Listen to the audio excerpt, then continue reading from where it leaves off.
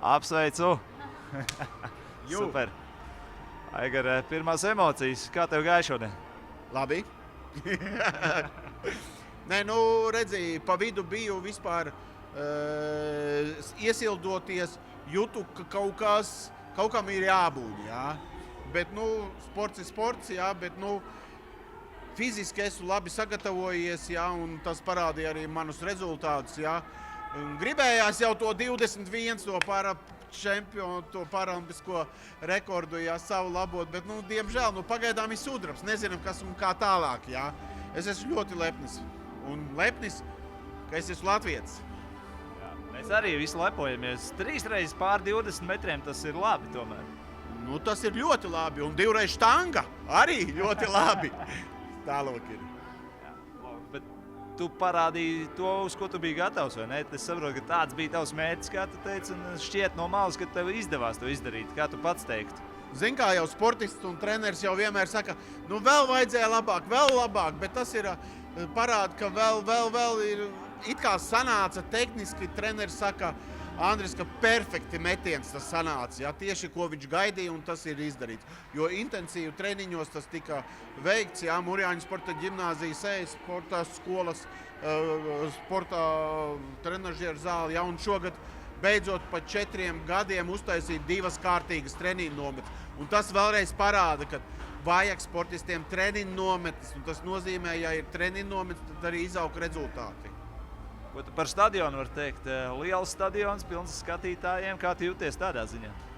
Vispār stadions, jā, baigi labas emocijas tieši pacēla tas, ka cilvēki ļoti daudz. Un it sevišķi tas emocijas, ka tur kāds skriena vai kaut kur uzlec, vai, nu, tas viss fantastiski. Un tas parāda, es pamodos. Pirms starta ejot, es biju aizmidzis. Tagad es pamodos laukumā. Patīk vakara starti? Godīgi sakot, jā. Vakara starti ne ļoti karsts, ne ļoti augsts, jā. Wow. 7. paralimpiskās spēles, un tu joprojām esi topā, nu, top 2, top 3. Kā tas vispār ir iespējams? Nu, pārsvarā ir treniņi, darbs, atbildība, jā. Un regulāri, jo es esmu paralimpiskais sportists, jā, tas ir mans darbs, jā. Katru dienu eju uz treniņu un darbojos, jā. Un 7, laikam jau latviešiem tas ir laimes skaitlis, jā. Man tomēr tev jāuzprast par to Itāliju, kas īsti nav itālis ar Itālijas karogu.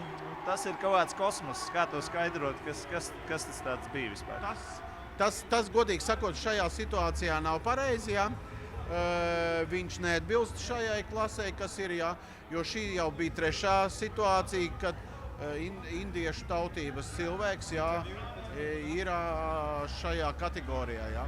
Bet, nu, skatīsimies, vēl nesakam hop, jā, jo tomēr es uzskatu, tas nav pareizi un šī situācija grauj to sportisko garu, jā. Ko tu gribi pateikt skatītājiem? Kam tu visvairāk gribi pateikt paldies? Wow! Protams, savam pirmajam trenerim, Aldim Šuponiekam, kas man palīdzēja no mākoņa. Protams, Andrim, Smočam, Mūrjāņu sporta ģimnāzija, paldies, Latvijas paralimpiskajai komitejai, SEI sporta centram.